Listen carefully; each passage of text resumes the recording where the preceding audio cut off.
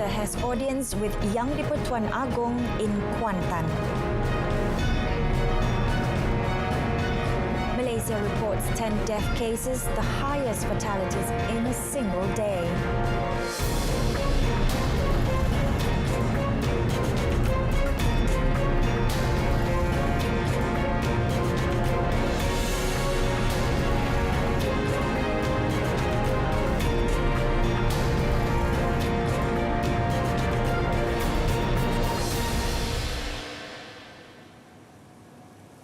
Thanks for watching News at 10 with me, Renee Fong.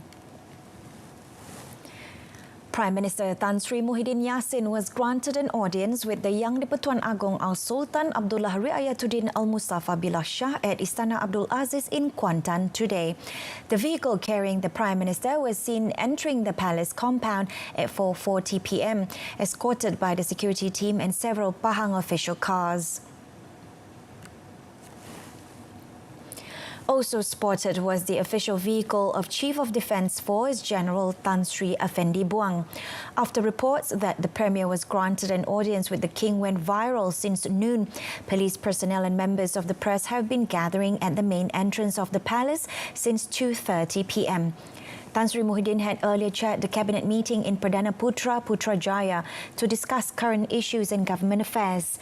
Tan Sri Effendi was also believed to have attended the meeting together with the other cabinet ministers.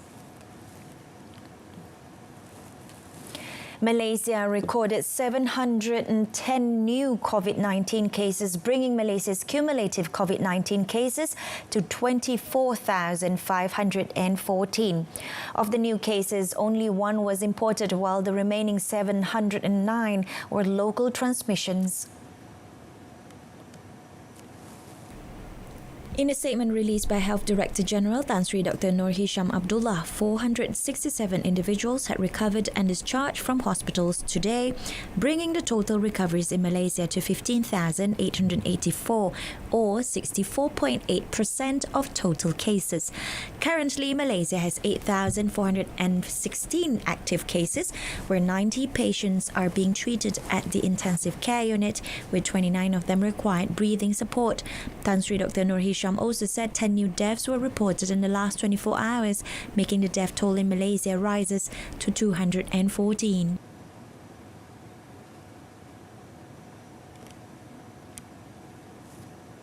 In a related development, Tan Sri Dr. Nur Hisham also reported another 3 new COVID-19 clusters detected in the country as of noon today. With this, there are 102 active COVID-19 clusters nationwide. The 3 new clusters are Samudra Cluster, Palma Cluster and Jaya Cluster. The index case of Samudra Cluster tested positive for COVID-19 on 20th of October and was admitted to Duchess of Kent Hospital, with close contact tracing revealed 7 positive cases. For Palma Cluster, which was detected in Gombak, Hulu Selangor and Kepong, Kuala Lumpur, the index case tested positive on 17th October. Close contact screening on 101 individuals revealed another 13 positive cases, while 88 others still waiting for their test results. The index case for Jaya Cluster, which was detected in Sepang and Seremban, tested positive through workplace screening, with 9 individuals tested positive in close contact screening, while 39 others are still waiting for their results.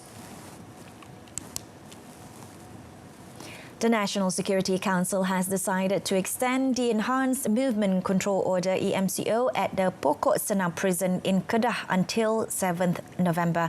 Senior Minister for Security Datuk Sri Ismail Sabri Yaakob, in a statement today, said the extension is needed as there are some positive cases detected among the prisoners and prison staff.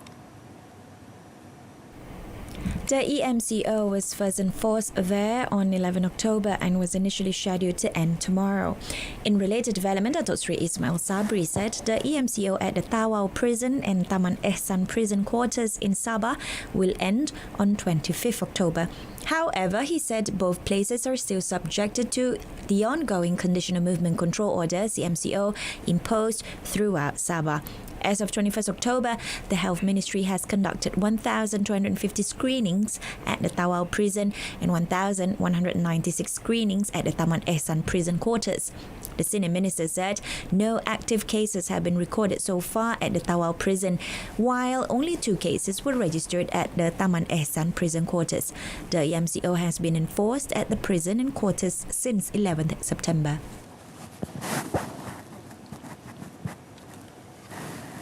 Meanwhile, the senior minister said 639 individuals were detained for violating the Recovery Movement Control Order (RMCO), with 634 individuals compounded, while 4 were remanded and 1 out on bail. He said the offences included not wearing face masks, 209, engaging in activities that made physical distancing difficult, 228, failing to provide registration facilities at premises, 106, taking part in activities at entertainment centres, 15, and other offences, 81. As for the SOP Compliance Task Force, a total of 5,445 inspections and checks were conducted nationwide yesterday. He said 38 illegal immigrants were arrested under the Ops Benteng operation yesterday, with 2 boats and 3 land vehicles seized. Regarding public sanitization, the senior minister said a total of 29 operations were carried out yesterday, covering 6 red zones, 12 yellow zones, and 8 green zones nationwide.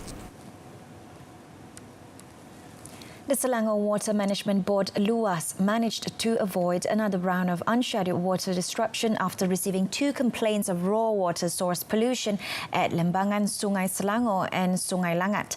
Selangor State Exco He Loy Sien said following the first complaint, and odour pollution was detected at Sungai Kundang at 10:45 a.m. yesterday. He said based on investigations, the odour was originated from biodiesel substances and recorded at over 10 threshold odour number ton.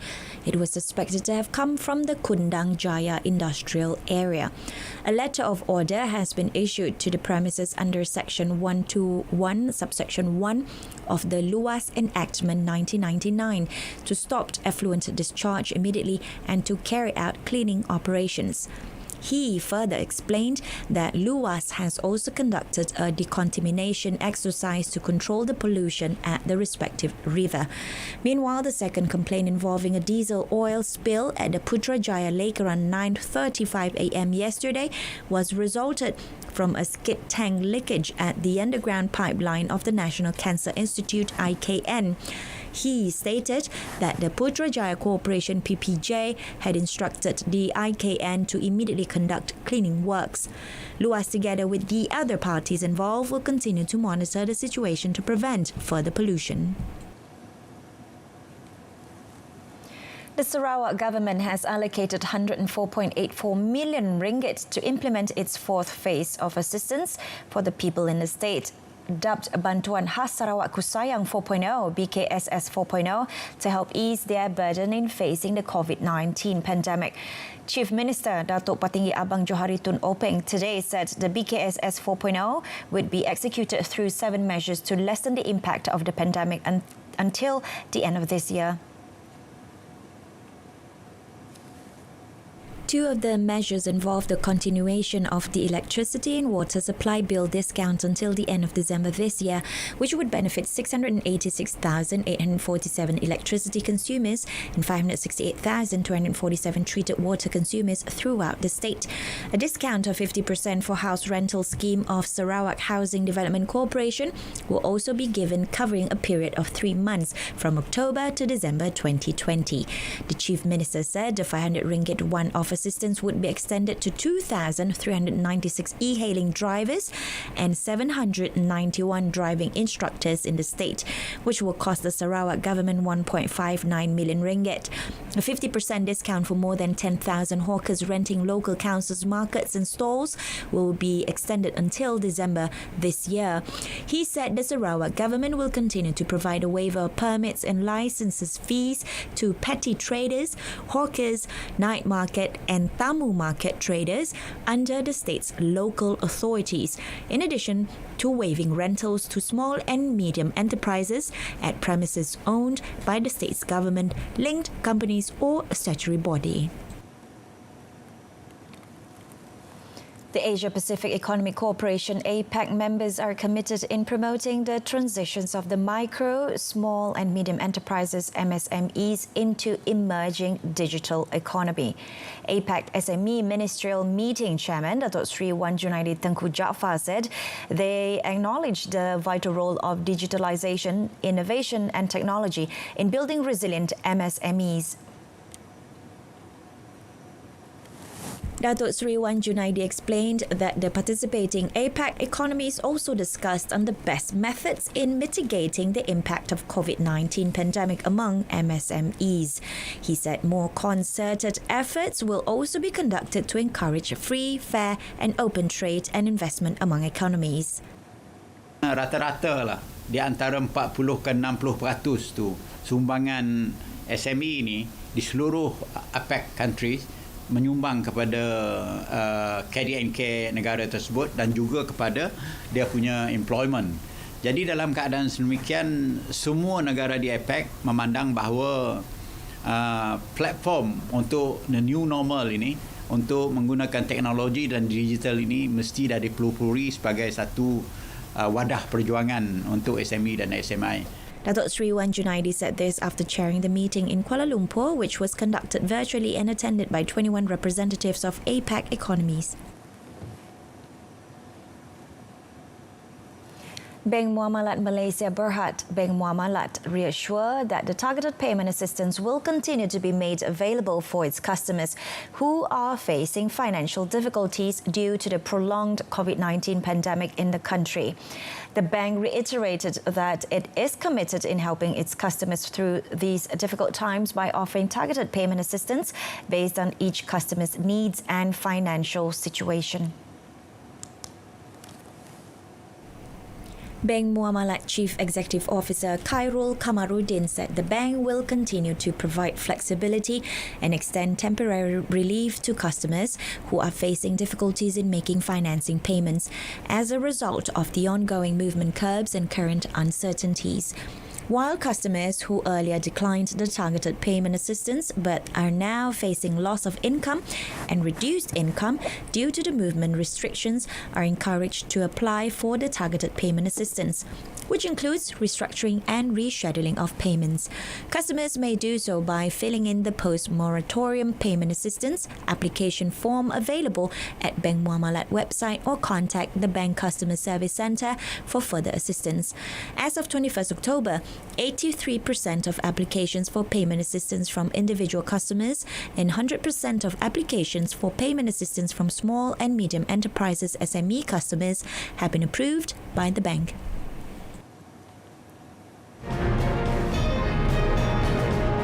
Coming up, 914 million ringgit lost to scams until June this year.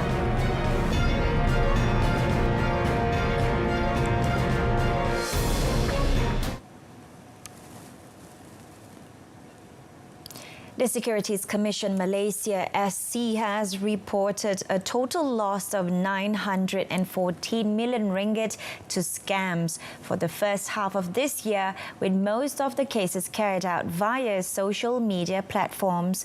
Its chairman, Datuk Syed Zaid Albar, said there is also an increase in inquiries and complaints on illegal investment schemes, with 370 as at end September 2020 compared with 317 for the whole of last year.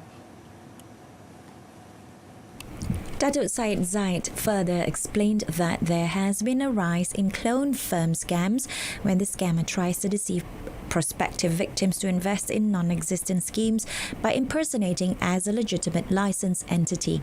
Our findings show that the promotion of such scams are commonly carried out via social media channel, with the use of WhatsApp and Facebook being the most prevalent channels. Investors who receive offers of investment opportunities through WhatsApp messaging or Facebook channels should exercise caution.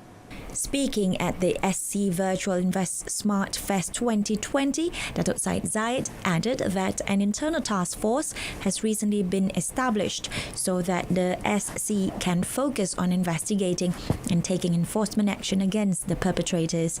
He also advised investors to conduct verification of the individual and entity status before investing their monies in any investment schemes. Investors are urged to play their role by coming forward to provide information to the SC if they have been approached by any person offering these schemes. Police have crippled a drug trafficking syndicate after 4 local men were nabbed with heroin and shabu worth 594,200 ringgit in a 3-hour operation on Wednesday. Kedah Police Chief Datuk Hasanuddin Hassan said the drugs were discovered in 4 different locations in Langkawi. According to Datuk Hasanuddin, 2 suspects aged 24 and 37 were arrested in a house at Taman Cenderawasih, Mukim Ulu Melaka with a few packets of methamphetamine. He said one of the suspects later brought the police to a hut in Kampong Bayas where he had hidden 102 gram of shabu and 103 gram of heroin. After further interrogation, police managed to track down and arrest another member of the syndicate aged 31 at a parking lot in front of a wholesale market in Kuah, and 15.03 gram of heroin were seized from him. This then led to the arrest of the 4th suspect aged 53 at a house in Kampong Bukit Tangga, Mukim Ulu Melaka. Setelah dibuat galian, setelah digali, tim serbuan tadi menjumpai 1 guni putih, ada kat situ kan? Ada kat situ, 1 guni putih, di mana dalam guni tersebut ada 1 bungkusan beg plastik biru, dan di dalam beg tersebut ada 1 beg galas lagi, dan dalam beg galas tersebut punya 25 bungkusan paket plastik lusina yang berisi kita syaki dadah jenis heroin, dan beratnya dalam lingkungan 11.446 kilogram. Datuk Hasanuddin said 3 of the suspects tested positive for methamphetamine. The case is investigated under Sections 12, Subsection 2 and 39B of the Dangerous Drugs Act 1952. Meanwhile, in Kulim, police have detained a Thai man after he tried to attack a woman with a machete and causing damages on 2 motorcycles. Kulim Police Chief Superintendent Azhar Hashim said the suspect was detained yesterday after the victim lodged a report on the incident. Superintendent Azhar said the man, who was in his late 20s, came to the victim's house on Wednesday night and attacked her with a machete. However, the woman managed to dodge the assault. The suspect also threatened to hurt the victim's grandmother but ran out of the house after the victim cried for help. The suspect was detained at Kampong Jalan Baru Sedim yesterday by police personnel who was patrolling the area with the help of members of the public. Police also seized a machete measuring 53 centimeters that was used by the suspect. The case is being investigated under Sections 352 and 427 of the Penal Code. A Datuk and his wife claimed trial at the Kuala Lumpur Sessions Court today on 2 counts of using forged documents in an apartment development proposal. Mokhtar Harun, 66, and Norizan Abdul Shukur, 43, both pleaded not guilty after the charges were read before Judge Israelizam Sanusi. The couple were jointly charged with using 2 fake documents dated 24th October and 29 October last year, with the knowledge that the documents were not genuine. The offences were allegedly committed at the TPC Kuala Lumpur Golf and Country Club on 30th October 2019. The charges were framed under Section 471 of the Penal Code, which carries a maximum jail term of 2 years or a fine or both upon conviction. The court allowed bail at 18,000 ringgit with 1 surety each and ordered them to report themselves to the Ayer Keroh police station as they are living in Melaka. Judge Israelizam fixed 2nd December for remention. In Malacca, a former assistant engineer was sentenced to 14 years in jail and fined 341,000 ringgit by the Ayer Keroh Sessions Court today for 6 counts of corruption involving over 65,000 ringgit. Judge Datuk Muhammad Nasir Nordin handed down the sentence on Hairudin Ngadiron, 45, who was previously working at the PDRM Technical College in Bakri, Johor. The judge ordered the jail sentence to be served concurrently and in default after 6 months jail on each count if he failed to pay the fine. Hairudin was charged with accepting bribes in the form of home repair items amounting to 65,886 ringgit and 72 cents from January to April 2017. The bribes were accepted in gratification for helping to obtain contract jobs at the PDRM Technical College in 2016. Judge Muhammad Nasir, however, allowed the accused a stay of execution pending his appeal to the High Court and imposed bail of 50,000 ringgit with one surety. The accused was also ordered to surrender his international passport to the court and report to the MACC office once a month.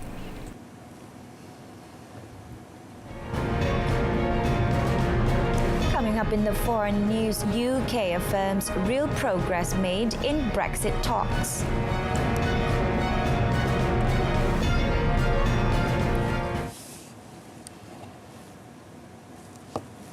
Libya's warring factions have signed a permanent ceasefire agreement as political talk is planned to achieve wider agreement among myriad armed groups and the outside powers that support them. Acting United Nations envoy Stephanie Williams said the ceasefire would start immediately and all foreign fighters must quit Libya within 3 months as a new joint police force will secure areas cleared of fighters.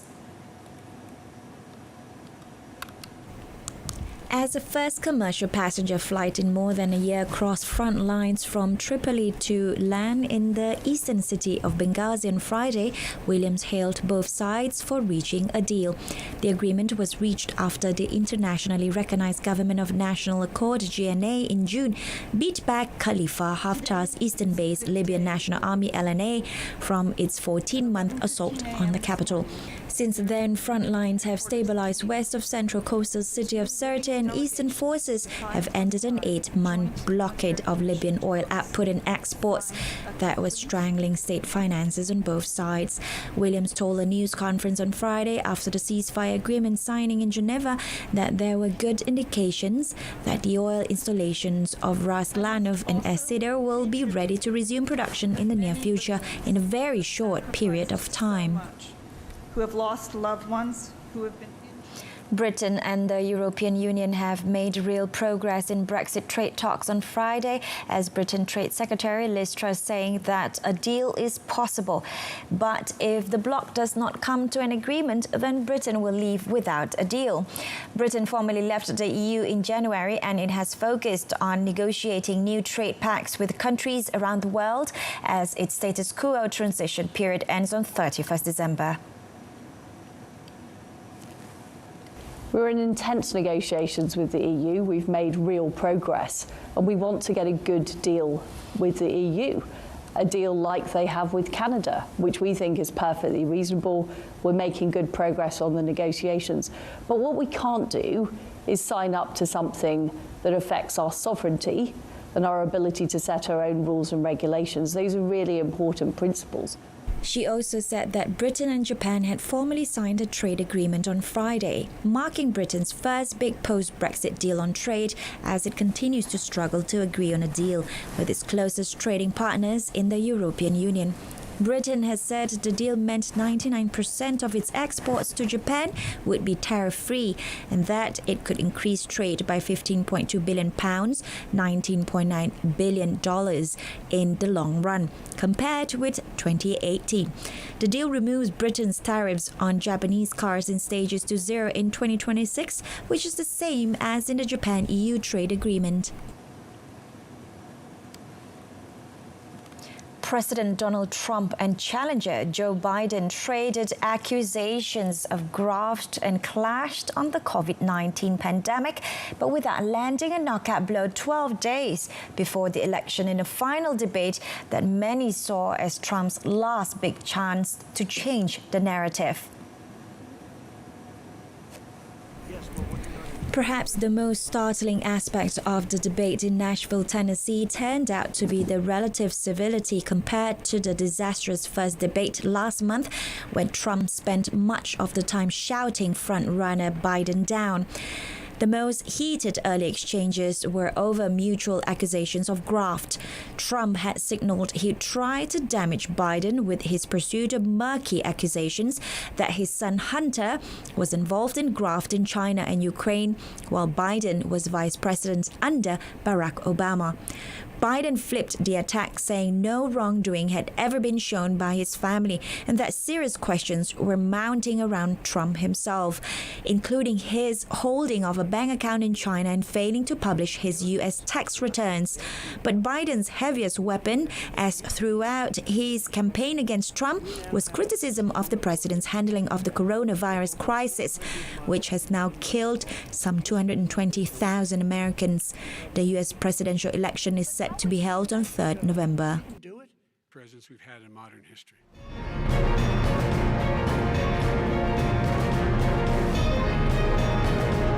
Coming up in sports, Arsenal captain gets off the bench to score winning goal in Europa League opener.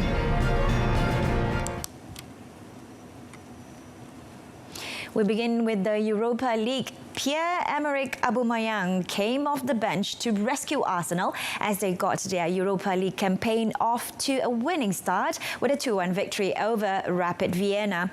The club captain scored just 4 minutes after David Luiz had equalised as the Gunners fought back to win the Group B clash after a Ben Leno mistake saw them fall behind early in the second half. Great clean sheet. Thomas Partey made his first start for the club in a match from which Rapid will feel they should have taken something, with goal scorer Taxiasis Fontas unable to capitalise on further Leno errors. It was Leno at fault for the opening goal though, the Gunners failing to clear under pressure, allowing Fontas to drill a good finish into the bottom right corner after the ball fell his way at the 51st minute. Another loose kick allowed Fontas to drive towards the penalty area, but this time Leno was on hand to block his low strike.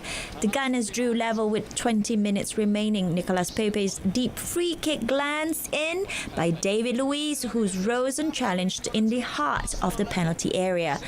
Just after another Leno error had given Fontas the chance to restore Rapid's lead, Arsenal struck again as Mohamed El-Neni slid the ball through to Hector Bellerin, and Aubameyang was on hand to tap in his cutback. Bellerin's cross, tap in. Elsewhere, Tottenham Hotspur outclassed Austrian club LASK as they cruised to a 3-0 home victory in their opening group stage match. While the first 10 minutes saw Gareth Bale evidencing his threat from a starting position on the right wing, they also featured a poor Carlos Vinicius miss, the striker heading wide on his full debut when he should have done better with a teasing Matt Doherty cross. He did, though, waste little time in making up for that error, latching onto a Ben Davies ball over the top soon after to tee up compatriot Lucas Moura for a composed finish. Bale, too, had his moment before the half-hour mark, forcing Andrade to put through his own net with a low outside of the boot cross at the end of a sweeping move started by Sergio Reguilon's brilliant search forward. At that point, it looked like Spurs might run away with it, but LASK rallied to enjoy a strong finish to the half, with Andreas Gruber coming closest to making it count courtesy of a fine drive from distance. However, with the Austrians enjoying their best spell of the game, Jose Mourinho was unable to call for the cavalry in the form of Moussa Sissoko, Dele Alli and Son Heung-min. It was the latter pair who made the most telling difference, with Ali forcing a smart save after being played through by Vinicius after Son firing over the bar from close range. Spurs never looked like reeling those misses, however, and had time to cap their win with a third goal courtesy of a side-footed Son from close range. Vinicius again, the depth supply. That concludes this evening's news at 10. In our top story, Prime Minister granted audience with the Yang di-Pertuan Agong in Kuantan. Join us again at 12:30 tomorrow afternoon for more updates. I'm Renee Fong. Thanks for watching. Good night.